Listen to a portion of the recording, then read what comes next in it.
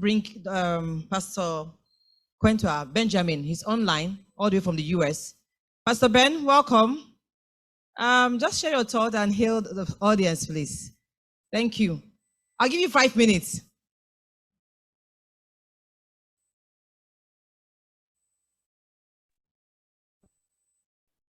Hello.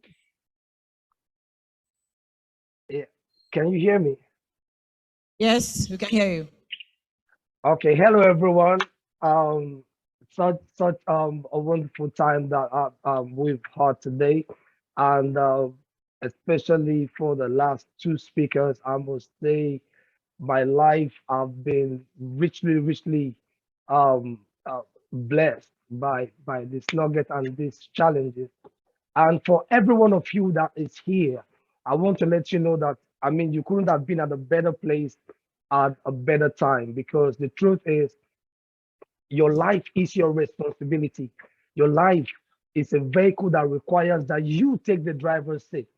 And just to add to everything that we've heard today, I just want to just drop a few nuggets that I believe will enhance and enrich our lives, just to add a little brick to what everybody, has shared today. And I want to tell you that you don't owe anybody anything, but you owe yourself everything. And I want to talk about 12 things you don't owe anyone else.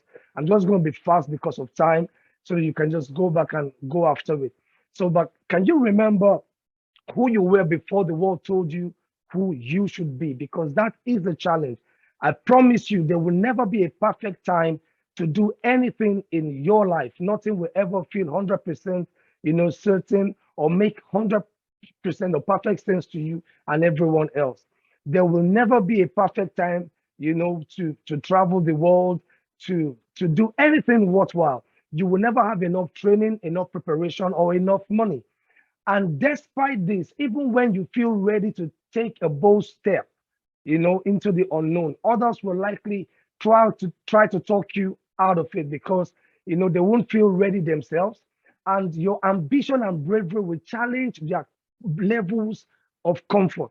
But if you don't owe them any explanation or any other personal sacrifice you don't want to make, this is rather difficult to grasp at first.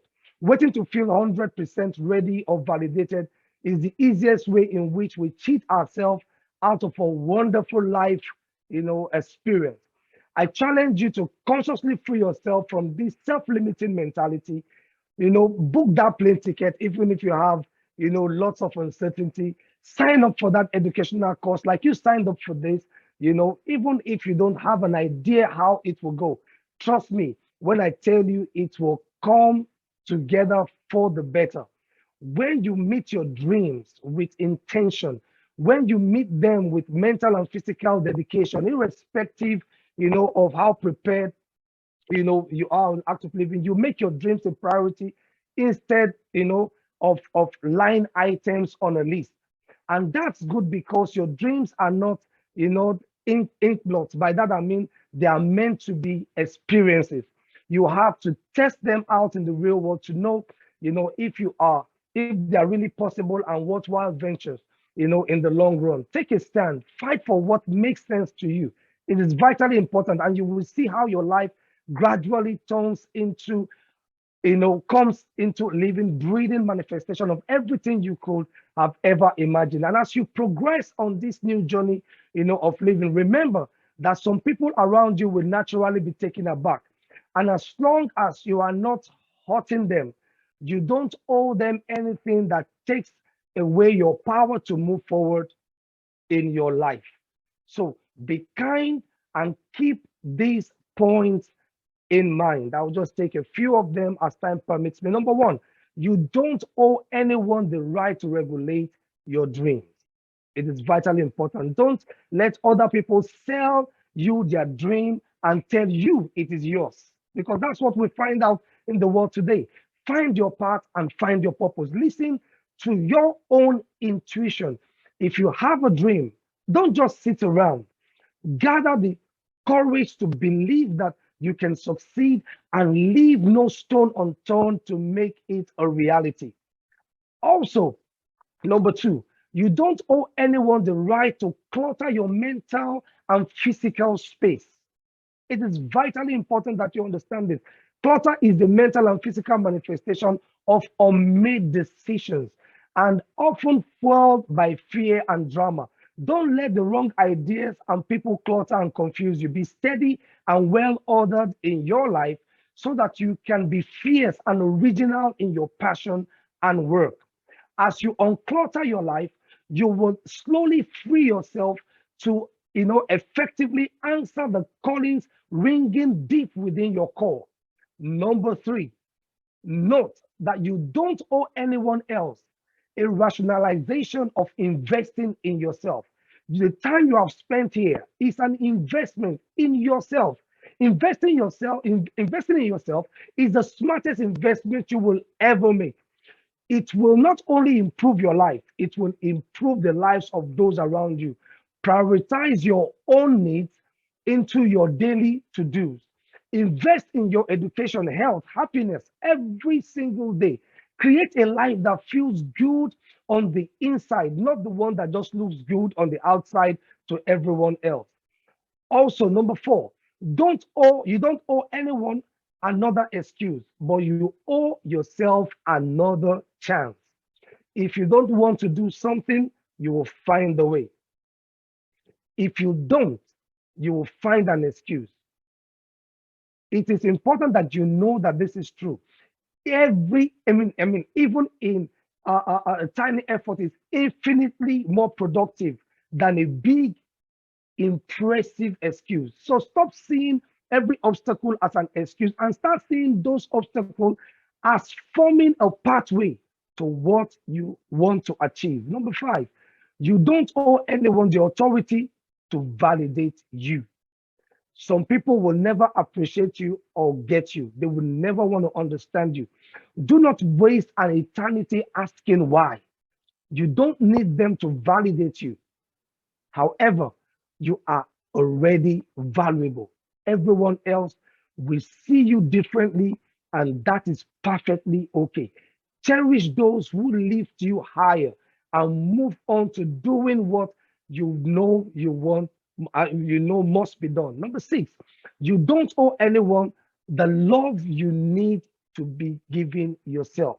Yes, love others, but don't forget about yourself in the process because this is what a lot of people do. Learn to value yourself, which means fight for your love, your happiness, and your peace of mind. Say it. I'm too intelligent, too unique, too resourceful for anyone to be able to take charge of me entirely. No one can know me or love me completely. At the same depth, I can know and love myself. Number seven, you don't owe anyone the respect you deserve to be showing yourself. Respect yourself enough to walk away from anything that no longer serves you, grows you, or makes you happy. Respect yourself enough to stand strong beside your morals and values. Respect in yourself enough to be you. When you are content to be yourself wholeheartedly, without comparing yourself, competing, or confronting anyone, what respecting will respect you. Number eight, you don't owe anyone else a yes when you need to say no. I believe that the last speaker has elaborated so much on it. There are often too many things we feel we should, do that in reality we don't really have to do. Getting to the point where we can easily tell the difference is a major milestone to living a positive and effective lifestyle. Give yourself permission to say no without feeling guilty. Anyone who gets upset or expects you to say yes all of the time clearly doesn't have your best interest at heart. Number nine, you don't owe anyone else your quiet me time because that is your time. Give yourself some quiet me time every day. Make it a priority. It's vitally important. When you connect, to the silence within you, that's when you can make sense of the chaos going on around you. Number 10, you don't owe anyone a chance in your fashion style or appearance. As Frank, Kevstar so eloquently said. Don't bend. Don't water it down. Don't try to make it logical. Don't edit, your own soul according to the fashion trend. Truly, the most beautiful makeup of a woman is passion. But cosmetics and fancy clothes are easier to buy. The same principle applies to men. Forget what they want you to look like. Style yourself the way you like. Style is knowing who you are, what you want to do, and not giving a damn about being judged for it. Number 11, you don't owe anyone else an explanation about your important relationships. Relationships always make sense, especially from the outside. Relationships don't always make sense for that, especially from the outside. So don't make others decide what's best for your relationships. Their opinion really doesn't count and really doesn't matter. If you're having an issue with someone important to you, work it out with them and no one else. You have to live your own life your own way. That is all there is to it. Each of us have a unique fire in our heart, for certain people. It's our duty and ours alone to decide if a relationship, intimate or platonic is right for us. If you don't, if you and the other person both agree that it is, and it's worth working on together. Lastly, last but not the least, you don't owe anyone the power to repeatedly break your heart, but you owe yourself a chance to heal once and for all.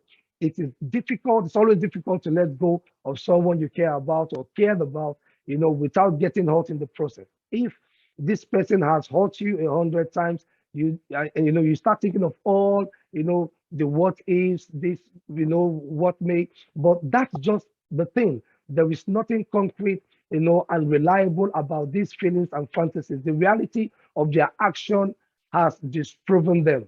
When someone shows you their true colors time and time again, it's best to believe them and carry on.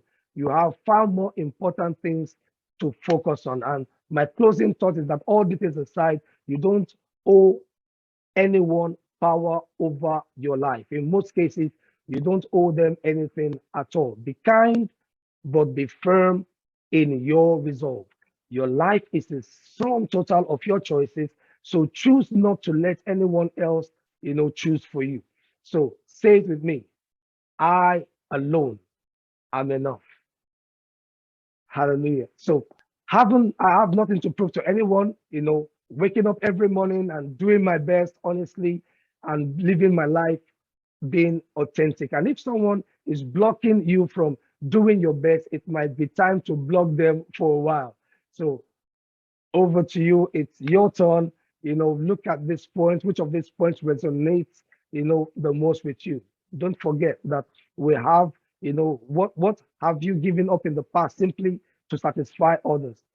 Just think over it and remember that your life is your responsibility. I describe life as a vehicle that requires that you take the driver's seat. And I want to say it's an honor. Thank you, Coach Anelken and the whole Let's team for giving me this time to, be a part of this great meeting.